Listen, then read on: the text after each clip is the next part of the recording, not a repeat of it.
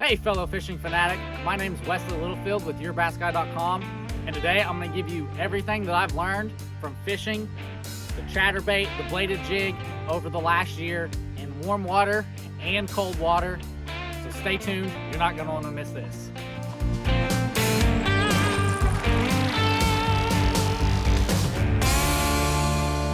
First, let's talk a little bit about the setup. Now, I fish a lot of lures on just a medium heavy, anywhere from a 6.5 to 7 foot rod. Today I don't have it, but typically I'd be fishing it on fluorocarbon, at least a fluorocarbon leader. Today I've got monofilament and it works. So if that's all you have is monofilament, don't feel like you can't fish a bladed jig or a chatterbait, because it still works. It's just I prefer to use fluorocarbon when fishing the bladed jig, at least a fluorocarbon leader, because I'm not a huge fan of straight fluorocarbon. Next, we'll talk about the bladed jig. I've got a video showing you how to rig it, how to tie it. It's pretty simple. Today, I'm not throwing any kind of trailer. You can put a trailer on there. They work really well, but this time of year, I'm trying to downsize a little bit, and those trailers add bulkiness. So if you're at the time of year that usually bulkier is better, such as, like late spring or something, then bulk it up, use a trailer. As far as trailer selection goes, it's really not like, oh, this is the only trailer I use. I primarily use like beaver style trailers. I've also used paddle tails or flukes or whatever to condense it down and not make it as bulky, but still give it a little bit of bulk. One thing I forgot to mention, the reel. I'm like a 6-to-1 guy on most techniques. I like 6-to-1 because on a chatterbait, you're not going to necessarily be burning it all the time, and you're not necessarily going to be fishing it super slow. So with like a 6-to-1 in between there, 7-to-1, then you're going to cover the spectrum plenty good to catch a lot of bass. So now let's get to the techniques. So the first technique that I'll do, and we'll go from like cool water to the warm water, and that is casting it out and letting it sink all the way to the bottom, tightening up the line and literally dragging it. When you drag it, you should feel it vibrating back and forth, and that's when you know you're doing it right. And you just let it sit there and drag it again. Now notice I'm not dragging up.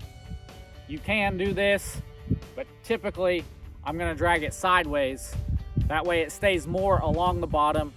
Now, if you've noticed that, you're popping it up, bringing it up, and then letting it drop back down, drag it that way. There's two different ways you can do it, but typically when I'm dragging it to the side.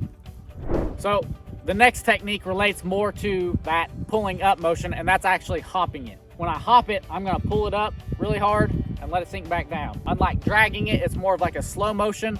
Hopping it or popping it, it's a lot quicker. It's pop, let it back down. Pull up, let it sink back down. So we've covered dragging it, we've covered hopping it. Next is a steady retrieve and then killing it.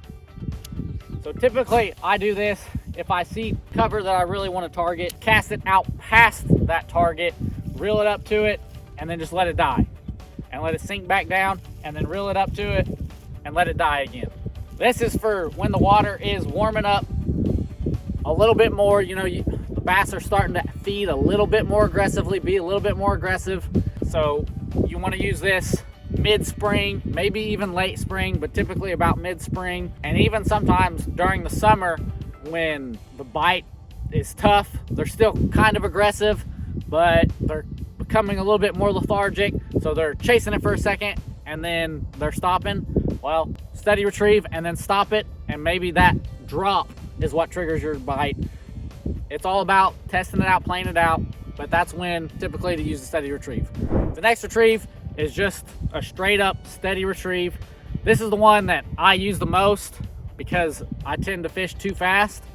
And while I got a lot of bites and I caught some big fish doing this retrieve this year, I actually caught one of my biggest bites on casting it out there and letting it sink and then starting to reel, and it literally hit it on the fall.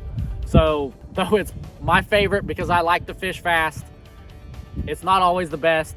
But cast it out and just a steady, constant retrieve. Don't burn it unless you're fishing really shallow. Now that we know the retrieves, let's talk a little bit about where to fish it. I love the chatterbait because it's versatile. I can fish it in pretty much anywhere. I've caught fish on rocks with it. I've caught fish up in the laydown with it. I've caught fish just out along a muddy bank with it, along grass. I mean, there's pretty much nowhere bad to fish it.